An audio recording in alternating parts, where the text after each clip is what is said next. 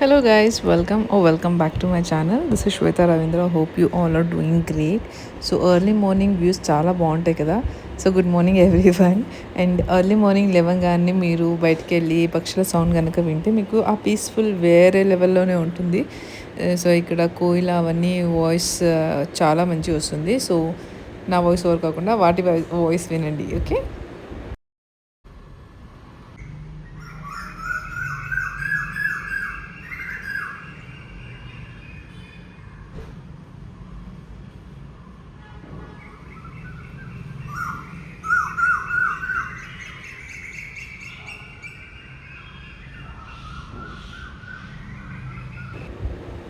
So morning routine చాలా బిజీగా ఉంటుంది వీక్ డేస్లో. కానీ వీకెండ్లో కొంచెం ప్రశాంతంగా ఉంటుంది. బికాజ్ ఇది తొందరపాటు ఉండదు కదా. అండ్ హస్బెండ్స్ కూడా ఇంట్లోనే ఉంటారు కాబట్టి వాళ్ళు కూడా కొంచెం మా వర్క్ షేర్ చేసుకుంటారని మేము కొంచెం ఖాళీగా ఉండొచ్చు. సో ఇక్కడ సమీర్ ఉన్నాడు, తను తక్షకి తినిపిస్తుంటే నేను ఇలా బట్టలన్నీ మడత చేసి పెడుతున్నాను. అండ్ రోజు లాండ్రీ ఎక్కువనే పోతుంది. ఒక్కరోజు ఏదైనా బట్టలు మడత చేయడం కానీ ఆర్గనైజ్ చేయడం కానీ మిస్ అయిందనుకో, నెక్స్ట్ డే పైలప్ అయిపోయి ఎంత అయిపోతుందంటే దానికి ఒక half an hour to 1 hour అయిపోతుంది. సో మా ఇంట్లో daily two three times washing machine వాడతారని చెప్పాను కదా. బెడ్షీట్స్ కానివ్వండి, కింద వాళ్ళవి, పైన వాళ్ళవి, మా అత్త వాళ్ళవి. సో అన్నీ ఇలా కలిపితే ఎవ్రీడే అట్లీస్ట్ 2 times అయినా వాషింగ్ మెషిన్ రన్ అవుతూనే ఉంటుంది మా ఇంట్లో. సో అవన్నీ సార్ట్ చేసుకోవాలి. అండ్ తక్ష బట్టలు కూడా, వాడికి డైపర్ ఇప్పుడు చాలా వేయట్లేదు కదా. పొటీ ట్రైనింగ్ చేద్దామని డైపర్ సరిగ్గా ఎక్కువ వేయట్లేదు. సో చాలా బట్టలు అయిపోతాయి. వాడికి కూడా సూసు చేసినవి, పొట్టి చేసినవి మొత్తం వస్తూనే ఉంటాయి. సో దాన్ని ఫోల్డ్ చేసి పెట్టాలి. ఐరన్కి చేసి క్లాత్స్ అన్ని ఐరన్కి ఇవ్వాలి. న్యూస్ అరేంజ్ చేసుకొని పెట్టుకోవాలి. ఒక్కరోజు మిస్ అయిందంటే మొత్తం ఆ చైర్ కనిపించింది కదా ఇంతవరకు, అదైతే ఫుల్ అయిపోయి ఉంటుంది మా ఇంట్లో. ఐఎమ్ షూర్ ఒకరి ఇంట్లో అలాంటి ఒక చైర్ ఉంటుంది. మేము బట్టలు తీసుకొచ్చి దాని మీదనే పడేసి పెడుతుంటాము. మీ ఇంట్లో కూడా అలాంటి ఒక చైర్ ఉంటే నాకు కామెంట్ చేసి చెప్పండి. సో ఇవి నేను నిన్న ఉతికి ఆరేసిన బట్టలు లాస్ట్ బ్లాగ్లో చూసారు కదా, అవి ఇప్పుడు తీస్తున్నాను నేను. అది తీయడానికి కూడా ఓపిక ఉండదు. అండ్ టైం ఉన్నా కూడా ఒక్కోసారి కూడా నేను కూడా పైకి వస్తాను అంటుంటాడు. ఆ ఎండలో వాటి తీసుకెళ్ళి అలా తీసుకోలేము కదా బట్టలు. అందుకని ఈవినింగ్ వరకు వెయిట్ చేస్తాను. లేకపోతే ఎర్లీ మార్నింగ్ ఎండ ఉంటుంది కదా, అప్పుడు వాడిని కూడా తీసుకెళ్ళిపోయి ఇలా తీస్తూ ఉంటాను అనమాట. వాడు కూడా పైన ఆడుకున్నట్టు ఉంటుందని. మా ఇంటి పైన మా పక్కింట్లో వాళ్ళు పెంచుకున్న పిల్లిలు ఉంటాయి. సో అవి మేము పైకి వెళ్ళంగానే అవి కూడా వస్తూ ఉండేవి ముందు. ఇప్పుడు ఎందుకో తెలియట్లేదు, అవి అసలు రావట్లేదు కూడా. వాళ్ళ ఇంట్లో కూడా లేనట్టున్నాయి, సౌండ్ కూడా రావట్లేదు ఈ మధ్య. సో అవి ఉంటే తక్ష అండ్ జీవ్ వాళ్ళతో ఆడుకుంటూనే ఉండేవాళ్ళు. వాళ్ళకి ఫుడ్ ఇవ్వడం, వీళ్ళు తినే ఫుడ్ దానికి ఇచ్చేసేది, వాళ్ళు చేస్తుండేది అలా ఆడుకునేవాళ్ళు. ఈ మధ్య రావట్లేదు. అది అడుగుతున్నాడు వాడు, మమ్మ క్యాట్ ఎక్కడుంది అని.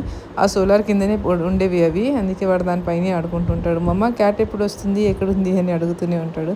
సో ఇన్ని బట్టలు అయిపోతాయండి మావి డైలీ బయటికి వెళ్ళినాయి కానీ. సో అలా ఇరుక్కున్నాడు వాడు అక్కడ నేల్స్లో. అందుకని ఇట్లా వెళ్ళి తిడుతున్నాను అనమాట, అక్కడికి వెళ్ళొద్దు, పడతావు, ఇక్కడే ఉండు అని.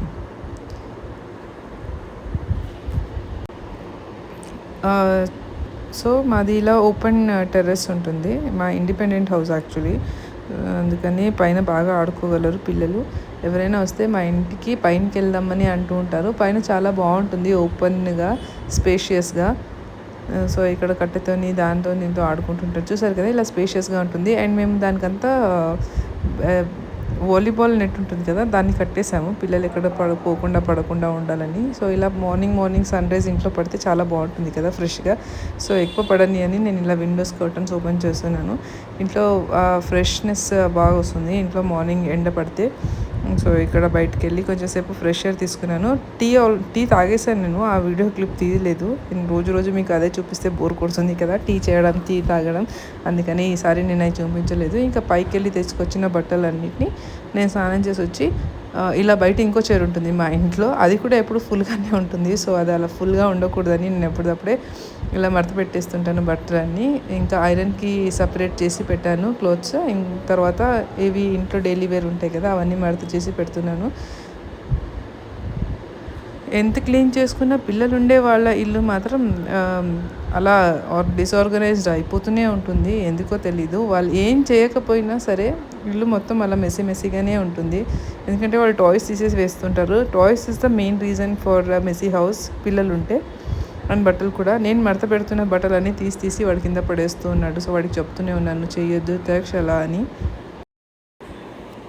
సో మొత్తం ఇలా మడత పెట్టేసిన తర్వాత వీకెండ్ కదా, సో సాటర్డే ఇంట్లో ఎందుకు నాన్ వెజ్ చేయడం, కుక్ వచ్చి చేసిపోతుంది సాటర్డే అని మేము నైట్ వెళ్దాంలే డిన్నర్కి, రేపు ఇంట్లో చికెన్ అయినా మటన్ అయినా ఏదైనా చేసుకుందాము, చాలా రోజులు ఏంది ఇంట్లో చేసుకోక అని తక్షి కూడా తినిపించక అని డిసైడ్ చేస్తున్నాం అనమాట.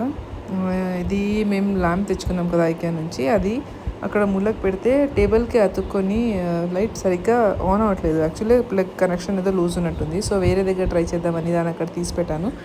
దాని స్విచ్తో ఆడుకుంటూనే ఉన్నాడు తక్ష, ఎక్కడ పడేసుకుంటాడు అని నేను ఇంకా సెంటర్లో పెట్టాను, ఇన్ కేస్ పడినా కూడా సైడ్కి పడిపోను అని చెప్పి.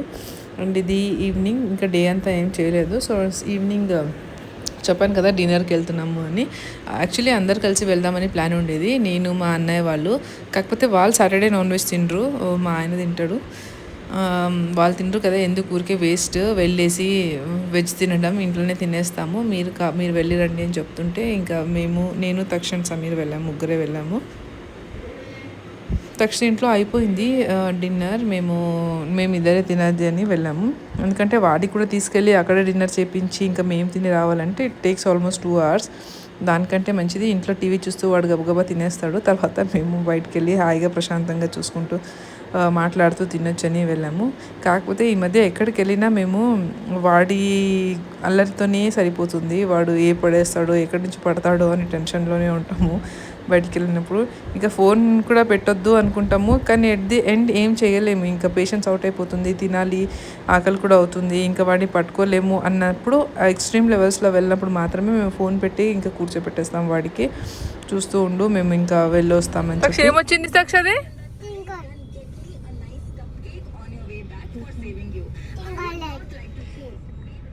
ఏం లైట్ నాన్న?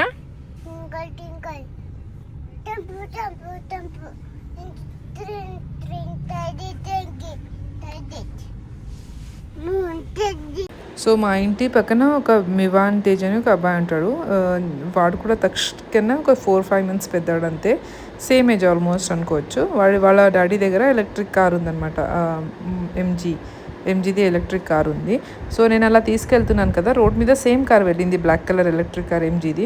సో వాడు సడన్గా చూసి మమ్మ మివాన్ కార్ అంటున్నాడు. నేను షాక్ అయిపోయాను యాక్చువల్లీ. ఎంత చిన్న డీటెయిల్స్ నోటీస్ చేస్తారు కదా పిల్లలు, లైక్ లిటరలీ కార్ని చూసి వాడు మివాన్ కార్ అన్నాడు. ఎన్ని హండ్రెడ్స్ ఆఫ్ కార్స్ ఉన్నాయి, ఆల్మోస్ట్ 50 cars పార్క్ చేశారు అండ్ 20-25 cars మూవింగ్లో ఉన్నాయి. ఆ అన్ని కార్స్ మధ్యలో వాడు ఆ కార్ని చూసి గుర్తుపట్టి మివాన్ తేజ్ కార్ మమ్మ చూడు అని చెప్తున్నాడు. I was like shocked. ఎంత ఫాస్ట్గా గ్రాప్ చేసుకుంటారు పిల్లలు, ఎంత చిన్న డీటెయిల్స్ని నోటీస్ చేసుకుంటారు కదా అని అనుకున్నాను. సో ఇక్కడ మేము గ్రిల్ చికెన్ ఆర్డర్ చేసాము. గ్రిల్ చికెన్ ఒక్కొక్కసారి బాగుంటుంది, ఒక్కొక్కసారి మరీ చప్పగా అనిపిస్తుంది, అందుకని నేను మయోనీస్ ఆర్డర్ చేశాను. ఈ మధ్య ఎంపైర్లో మయోనీస్ని కూడా కాస్ట్ వేస్తున్నారంట. ఇట్ కాస్టెడ్ లైక్ 30-40 rupees అని చెప్పారు. చిన్న బౌల్లో తీసుకొచ్చారు. ముందు మయోనీస్ అన్నీ గ్రిల్ చికెన్తో ఫ్రీగా ఇచ్చేవాళ్ళు, అలా అనుకొని ఆర్డర్ చేస్తే ఇక్కడ 30-40 rupees అన్నారు. సో పోనీలే, ఇంకా టేస్ట్ చాలా చండాలంగా ఉందని, నాకు నచ్చదు చికెన్ యాక్చువల్లీ.